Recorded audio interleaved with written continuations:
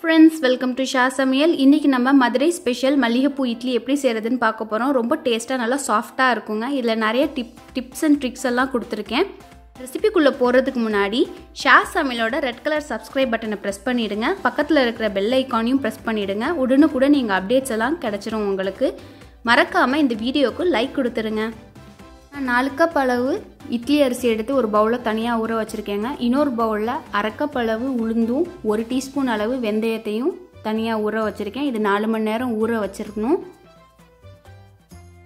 நான் உளுந்தும் வெந்தயம் சேர்த்து தான் ஊற வச்சிருந்தேன். தண்ணியை வடிகட்டிட்டு கிரைண்டர் ஆன் பண்ணிட்டு உளுந்த சேருங்க. உளுந்தும் வெந்தயம் நல்லா அரைப்படணும். அரைப்பட்டுட்டு நான் சாஃப்ட்டா இருக்கிறதுக்கு ஒரு டிப்ஸ் சொல்றேன். நான் 1 கப் அவல் எடுத்துர்க்கேன். அது 10 நிமிஷத்துக்கு தண்ணியில ஊற வைக்கணும். தண்ணி எல்லாம் இழுத்துரும் அவல். 1 கப் அவல் எடுத்துர்க்கேன். 10 நிமிஷத்துக்கு தண்ணியில ஊற போடணும். உளுந்து நல்லா அரைப்பட்டுருச்சு. இப்போ நான் அவல் ஊற வச்சேன் இல்லையா 10 நிமிஷத்துக்கு, அதை எடுத்து இப்போ உளுந்துல ஆட் பண்ணி அதையும் நல்லா அரைக்கணும்.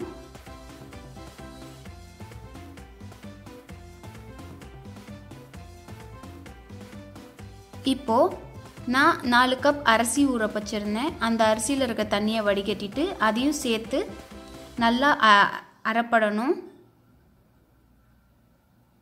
கொஞ்சம் தண்ணி ஆட் பண்ணிக்கங்க அப்பப்போ.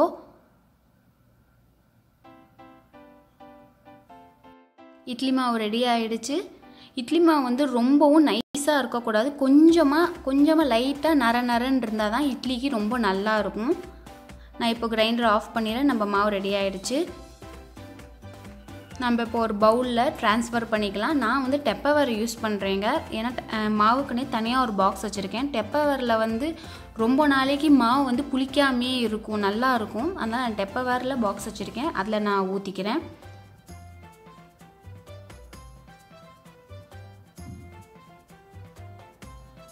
இப்போ உங்களுக்கு தேவையான அளவு உப்பு சேர்த்துக்குங்க.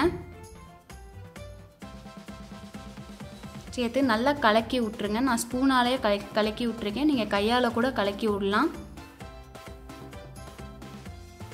நல்லா கலக்கி விட்டுட்டு இது மாவு ஃபெர்மெண்டேஷனுக்காக வைக்கணும். புளிக்கிறதுக்காக 7 மணிலேருந்து 8 மணி நேரம் கூட வைக்கலாம். ஏன்னா நீங்கள் இருக்கிற இடத்த பொறுத்து இருக்குது. சில இடம் கூலாகவும் இருக்கும், சில இடம் ஹாட்டாகவும் இருக்கும். அதனால் 7 மணி நேரம்லேருந்து 8 மணி நேரம். மாவு பொங்கி வந்துருச்சுன்னா நீங்கள் உடனே கலந்துடக்கூடாது, எடுத்து அப்படியே வச்சிடணும்.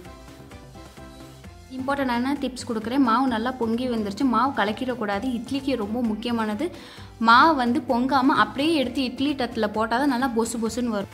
நான் புளிச்சின மாவை நான் கலக்காமல் அப்படியே மூடி வச்சுட்டேன். இப்போ பாருங்கள், அப்படியே பொங்குன மாதிரியே இருக்குது. இப்போ நீங்கள் என்ன பண்ணுறீங்கன்னா ஒரு கரண்டி எடுத்து அப்படியே எடுத்து நம்ம இட்லி தட்டில் மேலே போடுறோம். கலக்கக்கூடாது. ஏன்னா அந்த கலக்குனா அதோட ஏர் ரிலீஸ் ஆயிரும். அப்புறம் நம்மளுக்கு ஸ்பாஞ்சியாக இட்லி கிடைக்காது.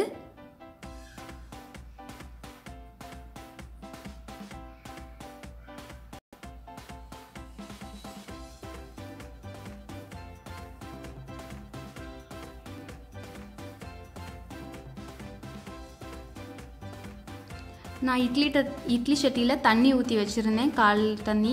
அது நல்லா கொதிச்சதுக்கப்புறம் இட்லி தட்டி வச்சு மூடிட்டு ஒரு 5லேருந்து 10 நிமிஷம் வேக வைங்க.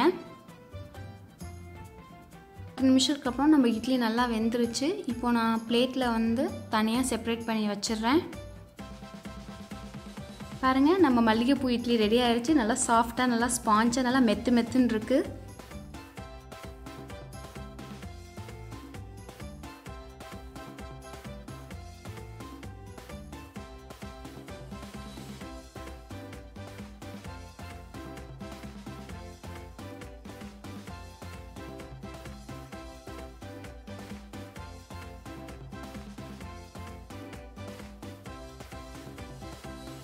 மல்லிகைப்பூ இட்லி ரெடி ஆயிடுச்சு. ரொம்ப சாஃப்டாக இருக்குங்க, பஞ்சு மாதிரி இருக்கும். வீட்டில் கண்டிப்பாக இது மாதிரி ட்ரை பண்ணி பாருங்கள். நான் சொன்ன டிப்ஸ் எல்லாம் ஃபாலோ பண்ணி. ரெசிபி உங்களுக்கு பிடிச்சிருந்துச்சுன்னா லைக் பண்ணுங்கள், ஷேர் பண்ணுங்கள். மறக்காமல் வீட்டில் செஞ்சு பார்த்துட்டு கமெண்டில் எப்படி இருக்குன்னு தெரியப்படுத்துங்க. தேங்க்யூ ஃபார் வாட்சிங்.